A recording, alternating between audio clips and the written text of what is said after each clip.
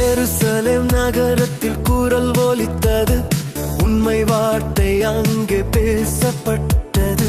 இயேசு கிறிஸ்து உண்மை காட்டினார், பொய்யான வழியை வெளிச்சம் போட்டார்.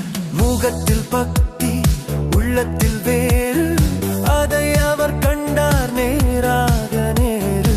மனிதன் பார்வை வெளியைதான், இறைவன் பார்வை இதயமே தான். உண்மை வாழ்வுதான், அதுதான் வழி. அன்பு நீதியில் நடப்பது வழி.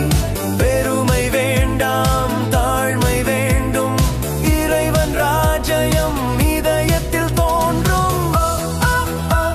உண்மை பேசு, அன்பில் நட, நீதியும் இரக்கமும் நம்மில் வாழட்டும். இறைவன் ஒளி உலகில் தெரிகட்டும்.